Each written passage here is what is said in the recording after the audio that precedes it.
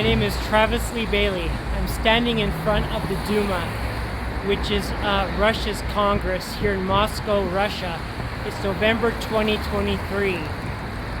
I'm an American lawyer who has resided in Russia since September of 2018. In 5 years, I have never taken any vacation outside of Russia. My family is dead. My mother died in late October 2018. My father died in early 2019. My last grandparent died 3 weeks later. My brother committed suicide in the winter of 2020 in Hawaii. Hunters found his remains in June 2020. They identified him by dental records. I was the sole relative to be notified by phone. My dog, Kanopka, translated as Little Russian in Little Button in Russian. I had with my second wife. I found him with my second wife. She escorted me to Moscow in 2015 to 2016. She was euthanized in Utah in July 2020 without my knowledge. I do not speak Russian. I cannot read Russian. For example, it took me months after the assault, which I'm going to talk about, to realize what a pharmacy receipt was. Because of this, I don't know which medical pills are which. For 2 years, I have never taken any medicine for the pain in my leg. I'm going to tell you about March 14th, 2021. I was at Donskaya 6 near my old apartment. It was dark here in Moscow. Around 9 p.m., the building that I was at is in a U-shape. I had just bought groceries at Korotchkaya, which is in Moscow, Donskaya Street 8. I was walking to the metro. Stanislav Igorevich Zaluzhsky, born September 4th, 1981, September 4th, 1981, was out walking his dog, along with the fat neighbor who is featured in the Russian First Channel video. They were walking together to find me. I spoke to Stanislav. Stanislav was quiet and simply started to move towards me. I did not touch him.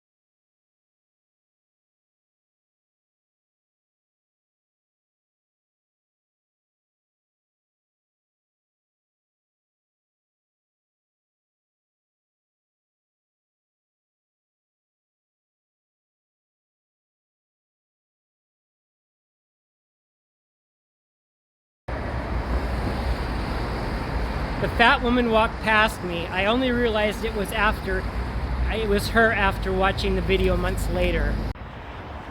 This is the American Embassy in Moscow. November 2023. This week is Thanksgiving. I was then chased by Stanislav. I walked fast. I then slipped and fell on the ice. I broke my leg and shattered my ankle. Stanislav gleefully videotaped it as I screamed in pain. You understand I broke my leg because of you. Yeah, you're happy about it, aren't you?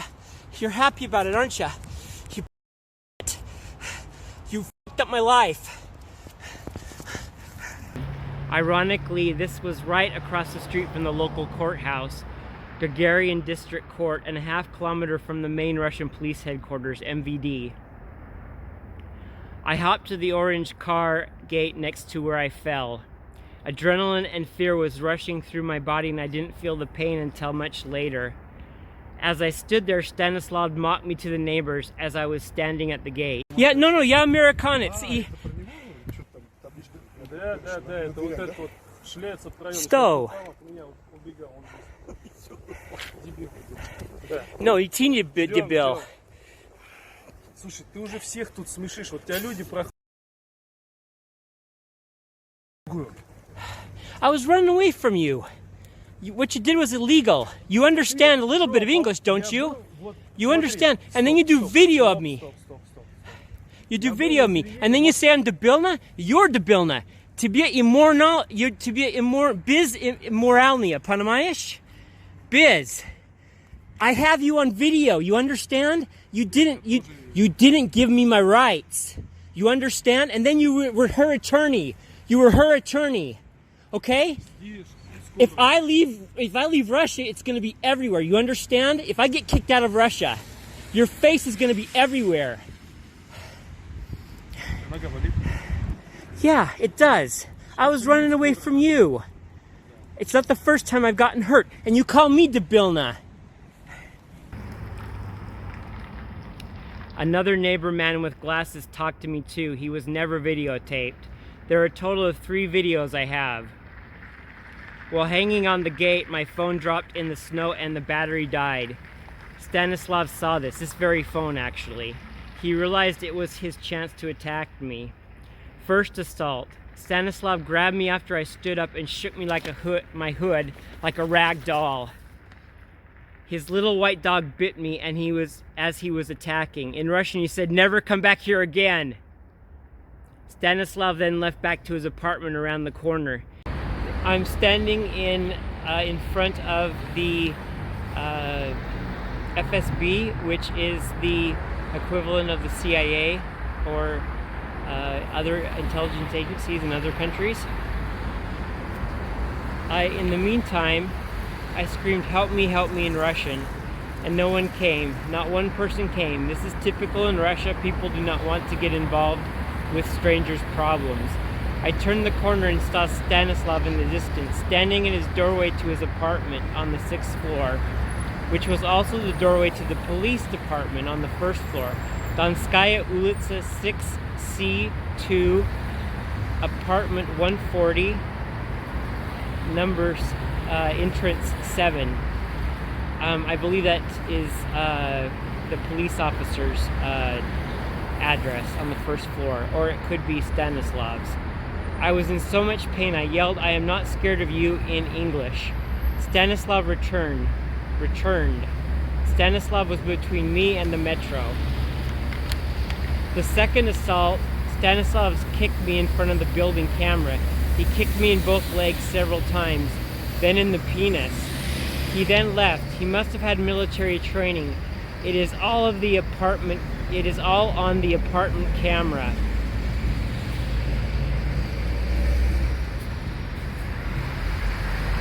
At Dонская 6. The video was shown to me by Gorky Park policeman Dima on April 12th, 2021. The police department is on the 1st floor where Stanislav currently lives and where I had lived until February 2021. I hopped to the grocery store on Leninskaya Avenue, Vykusville. As I sat on a stool, the clerk provided a man and a woman ordered an ambulance in the grocery store. I was afraid the corrupt police who were around the corner on the 1st floor where Stanislav lived would do nothing. So I rested, then I got in a taxi. Hopping, I took the taxi to the metro. I hopped all the way home. So many stairs, the metro was closing and abandoned. I fell hard and hurt my leg in the metro as the red line jerked hard. It was 1 a.m. and the metro was closed. A big policeman carried me out of the metro with the help of a policewoman. I sat on a keg for the water for the toilets. The taxi came, which I ordered. I hopped to my apartments from the street. I hopped up my stairs. I went to sleep.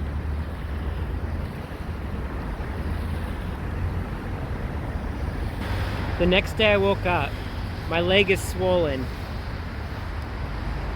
I found a local hospital alone, approximately 6 days later. I went to the hospital and I had no insurance. I did not know what I had to have, I did not know that I had to have insurance because Russian healthcare is free in Russia. The doctors refused to use Google Translate. They were very rude. They did not tell me what is going on. They started to drill a hole in my ankle. I screamed and I was scared because I didn't know what was going on. I didn't understand. For 3 days I screamed.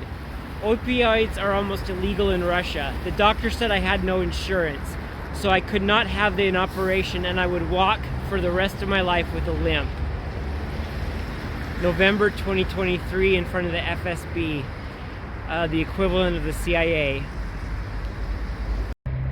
I'm standing in front of First Channel. I have been in First Channel many times, and I'm on television with First Channel in a variety of different places. And First Channel, which is the largest Russian TV channel, it's owned by the government. It's involved in this entire situation along with Red TV. They helped empower Stanislav.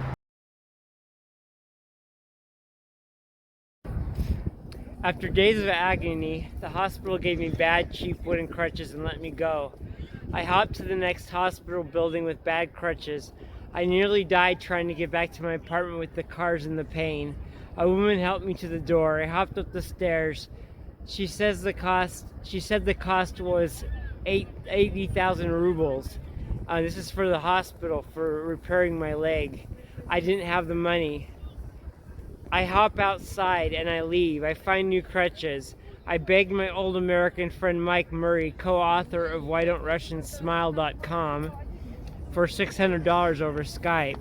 I then withdrew the dollars out of the bank. I then went to the apartment. I went back to the hospital to pay. This was March 19th, 2021. Stanislav Igorevich Zaluzhsky is an IT specialist who works for adio.com. From December 20th, 2020 to February 2021, when I moved out, Stanislav Igorevich Zaluzhsky moonlighted as his partner's upstairs neighbor, Tatiana Vladimirovna Grigorieva. While Stanislav was acting as a translator with the corrupt police officer, name redacted. His wife, Nadezhda Konstantinovna Troyskaya, born October 23rd, 1978, was helping Tatiana change the locks on the front door. After Nadezhda Konstantinovna Troyskaya finished changing the locks, she went downstairs to be one of the 3 witnesses to the corrupt police hearing. I was completely paid up on rent, and I had paid Tatiana 14,000 rubles extra in an attempt to settle the illegal behavior in the apartment, theft of property, damage to property, assaulting my room, Tatiana assaulting me, etc. This is while I was living in the apartment in December of 2020. This was an agreement which had been reached with my lawyer, with one of my lawyers, Alina Morley, A-L-I-N-A Morley, who unilaterally broke our legal agreement. The situation escalated to the point of Tatiana calling the police because I was also waiting for my Russian lawyer, Alina Morley's assistance, for approximately 2 months to recommend a psychologist. She is also a licensed psychologist, to do a home visit for alcoholic and mentally ill Mikhail Sergeyevich Markun, born Maryukin, born March 14th, 1948. This is Travis Lee Bailey, MoscowAmerican.com, WhyDon'tRussiansSmile.com. I'm a Russian patriot. I love Russia, and I'm here because I love Russia, and I just want justice. And the corrupt police system will not give me justice for the massive assault that I had gotten because of Stanislav. It's November 2023, Thanksgiving week, Monday. Thanksgiving week. Peace. Peace.